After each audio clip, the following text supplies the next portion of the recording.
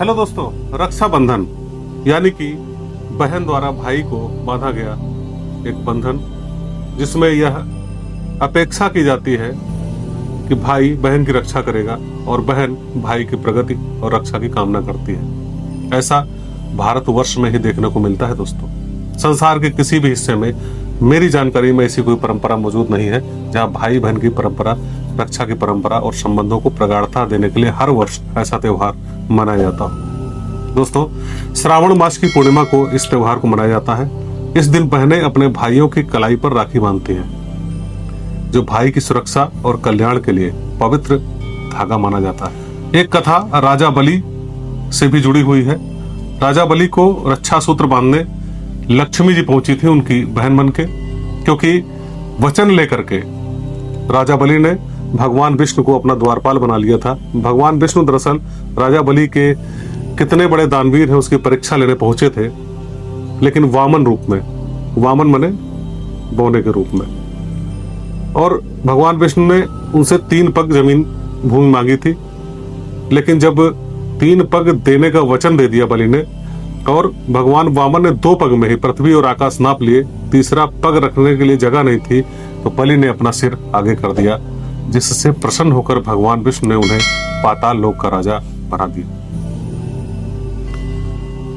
बलि के द्वारपाल कैसे बन गए भगवान विष्णु? बलि ने भगवान विष्णु से पाताल लोक में ही रहने का वरदान भी मांग लिया। विष्णु जी वचनबद्ध होने के कारण उनके साथ गए। लक्ष्मी जी का पाताल लोक भगवान विष्णु के न लौटने के कारण लक्ष्मी जी विचलित हो गई, चिंतित हो गई। उन्होंने एक साधारण महिला का रूप धरा और राजा बलि के स्वभाव से परिचित थी, दानवीर थे, दयालु थे।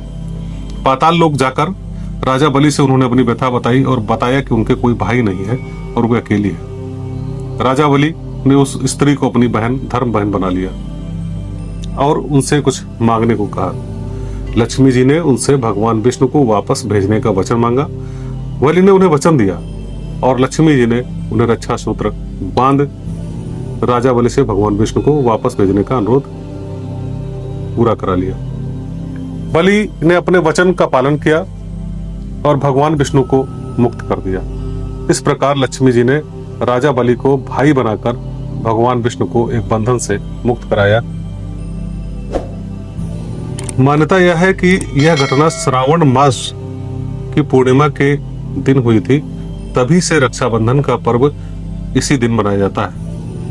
इस कथा में रक्षा सूत्र का महत्व जो बताया गया है, जो भाई बहन के प्रेम और रक्षाबंधन के का प्रतीक है। कहा जाता है महाभारत के समय में भी भगवान कृष्ण ने अपनी एक उंगली में छोटी सी पट्टी बांधने के बदले द्रौपदी की चीर हरण के दौरान रक्षा की थी।